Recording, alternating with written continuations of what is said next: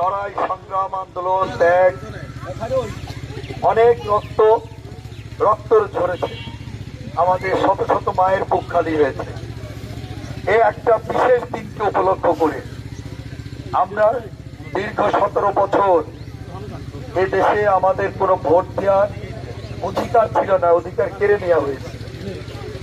আমরা চাইলেই আমাদের পছন্দের প্রতীককে আমরা ভোট দিতে পারতাম না, আমরা ভোট কেন্দ্রে যেতে পারতাম না। আমাদের ভোট কেন্দ্রে যাওয়ার আগে ভোট হয়ে যেত। আমাদের অনেক মৃত মানুষ তারা তাদের ভোটও হয়ে 154 জন এমপি এমনিতেই অবৈধভাবে থাকতো, তারপরেও বিনা প্রতিদ্বন্দ্বিতায় 154 জনকে আগে পাশ করায়। ভোট আগে রাত্রে হয়ে যেত, ভোট দিনের ভোট রাতে হতো, আগের দিন হয়ে যেত।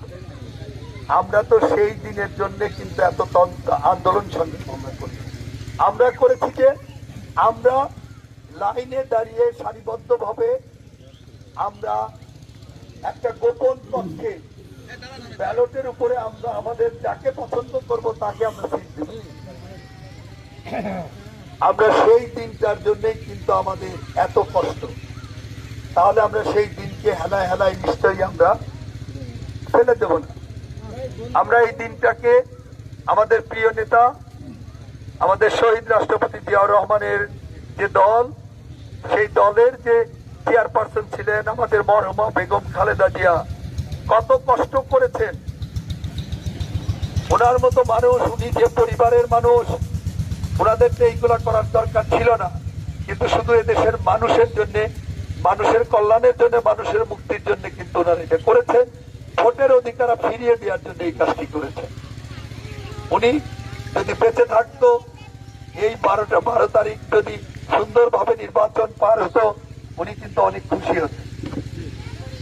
আল্লাহ তাআলা ওনাকে দুনিয়া থেকে নিয়ে গেছেন। আমরা সেই প্রিয় নেত্রীর যে অসমাপ্ত কাজ, ওনার যে স্বপ্নগুলো ছিল, সেটা বর্তমান ওনার সুযোগ্য সন্তান, আমাদের 18 কোটি মানুষের হৃদয়ের মণি, আমাদের 18 কোটি মানুষের প্রাণের স্পন্দন, জননন্দিত জননেতা জনাব তারেক রহমান সাহেব যেন ওনার বাবার রেখে যাওয়া আদর্শ, মায়ের অসমাপ্ত কাজ দেশের মানুষের কল্যাণের জন্য উনি করতে পারেন। সেই কারণেই আমাদের 12 তারিখ বাংলাদেশের সবচেয়ে জনপ্রিয় দল, বাংলাদেশের সর্ববৃহত্তম দল বিএনপিকে ধানের শীষের প্রতীকের প্রতি সমর্থন জানাতে হবে। তাহলে ইনশাল্লাহ আমাদের প্রিয় নেতা, আমাদের প্রিয় নেত্রীর স্বপ্নগুলো বাস্তবায়ন হবে।